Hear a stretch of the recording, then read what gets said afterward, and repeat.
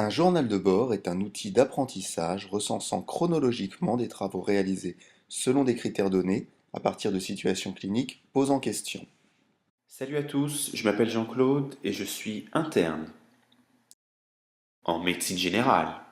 Aujourd'hui, c'est stage. Bonjour, Bonjour docteur. je vous écoute. Je tousse toujours, je vous ramène les examens que le remplaçant m'a demandé de faire, mais maintenant, il faut vraiment me dire ce que c'est. Je regarde ça, je vous examine et je vous dis ça tout de suite. Bon alors docteur. Bon, je ne sais absolument pas ce que c'est, je crois que je vais demander à mon chef. Oui, allô, je suis avec Monsieur F, il tousse depuis des semaines, l'examen clinique et les examens complémentaires sont parfaitement normaux. J'ai pas de point d'appel là, il faut que tu m'aides. Il ne prendrait pas un inhibiteur de l'enzyme de conversion par hasard, ton patient? Ah bah oui, en effet, tu penses que ça peut être ça? Pourtant, ça fait très longtemps déjà qu'il le prend. Le délai entre le début du traitement et la survenue de la toux n'a pas d'importance. Ça peut être assez long. Bon alors docteur. Bah écoutez, c'est probablement votre traitement pour la tension. Donc ce qu'on va faire, c'est qu'on va le changer, d'accord? Ah, merci docteur. Donc ça c'est ton patient qui toussait et pour lequel tu n'avais pas évoqué la piste de l'IEC. Bah écoute, ouais, je savais pas que ça pouvait déclencher une toux passer un tel délai, quoi. Tu as donc appris quelque chose, tu pourrais l'approfondir un peu et faire un item 3 dans ton journal. Ouais, bah oui, écoute, je te fais ça dans la semaine. Donc tu racontes la situation, tu évoques et tu analyses la responsabilité, Ouais. tu évalues la balance bénéfice-risque et tu proposes une alternative.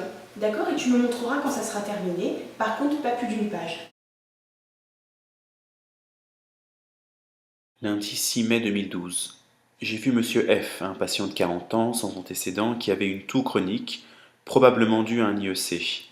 Mon problème a été initialement de ne pas retenir cette étiologie car je croyais que cet effet secondaire ne survenait qu'en début de traitement. J'ai donc trouvé une source fiable qui indique que non seulement la toux est un effet secondaire connu de ce type de traitement, mais qu'en plus, il peut survenir quelle que soit la durée du traitement. Concernant la balance bénéfice-risque, un traitement de son hypertension artérielle reste indiqué au vu de la réduction de la morbimortalité qu'il induit. Cependant, comme il existe d'autres classes d'antihypertenseurs, j'ai proposé de le remplacer. Tiens, tu me montres l'item 3 de la semaine dernière au sujet du patient que tu avais vu? Il est juste là. D'accord, alors on y va. C'est pas mal.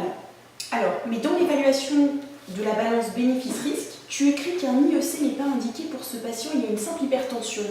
Et dans les alternatives, tu proposes de le remplacer par un sartan. C'est pas très logique, qu'est-ce que tu en penses? Bah ouais, écoute, en effet, je me suis un peu laissé influencer par la prescription initiale. Je pense qu'un thiazidique, ça devrait lui suffire en première intention. Tout à fait. Donc tu modifieras sur ton journal.